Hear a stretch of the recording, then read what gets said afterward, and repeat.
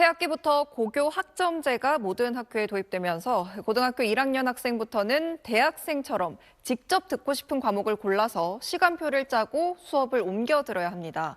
3년 동안 192학점을 취득해야 졸업할 수 있는데 워낙 큰 변화라 현장에선 기대와 우려가 엇갈리고 있습니다. 이혜미, 장훈경 기자가 차례로 보도합니다.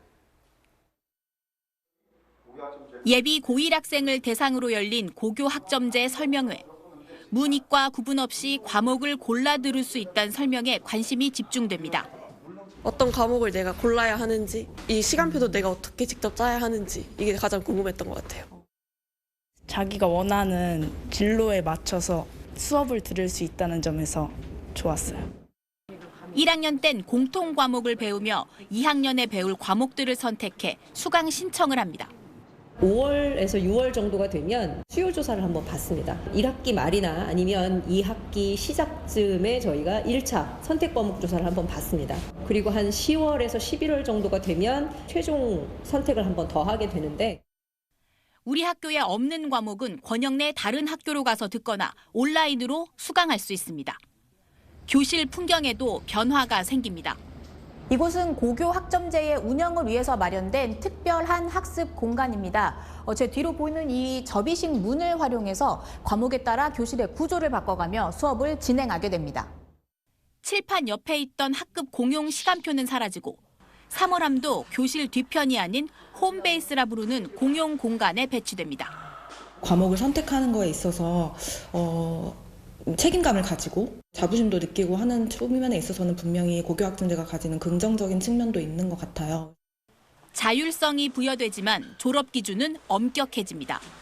과목 출석률 3분의 2 이상, 학업 성취율 40%를 넘겨 3년간 192학점을 취득해야만 졸업할 수 있습니다. 미수 학생이 발생하지 않도록 하는 것이 가장 중요하고 교과 수업을 성실하게 임하는 그런 중요도도 점점 강조가 되는 것 같아요. 그래서 충남의 한 고등학교. 공강 시간에 학생들이 대기할 교실을 만드는 공사가 한창입니다. 방학인데도 상당수 교사는 출근했습니다.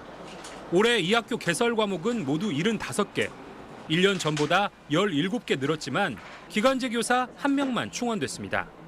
한 명의 교사가 3, 4개 이상의 교과목을 담당해야 되기 때문에 어떤 수업 준비, 수업의 질과 관련된 부분에 있어서 어려움이. 지역이나 학교 규모에 따라 교육 불평등이 빚어질 가능성도 있습니다. 이미 3년 전부터 고교 학점제를 시행한 경기도. 한 학년 학급수가 4개인 학교는 개설 과목 30개, 대부분이 수능 관련 과목입니다. 반면 학급수 10개인 학교는 과목 수가 76개, 독서 토론, 한문 고전 읽기, 인공지능, 로봇 등으로 선택의 폭이 넓습니다.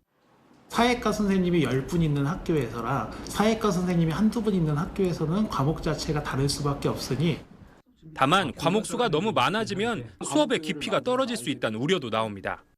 저도 표면적인 것만 알고 애들한테 얘기해주고 이해한 부분을 질문을 하면 얼버무리게 되는 거죠. 학생마다 시간표를 짜서 움직이는데 지금의 담임제가 적합하냐는 의문도 제기됩니다. 우리 반 아이들 한 40명 중에 내 수업을 듣는 아이들이 10명밖에 안 되는 경우도 비일비재하거든요. 그러니까 아이들 관리라든지 지도도 어렵고. 무엇보다 수능과 상대평가 등 입시 제도와 평가 방식은 그대로라 학생들이 진짜 원하는 과목을 택하기 어렵고 도중에 진로를 바꿀 경우 이전 선택 과목들이 쓸모없어져 더 큰 진로 선택을 제약한다는 비판도 나옵니다.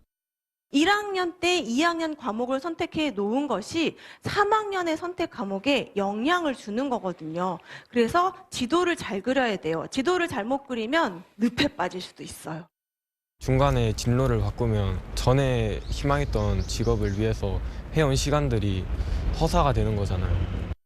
교육부는 온라인 학교를 도입해 교육 격차를 줄이고 내신 등급을 9에서 5등급으로 완화한다고 했지만 학점제 취지를 살리기 위한 보완이 더 필요해 보입니다.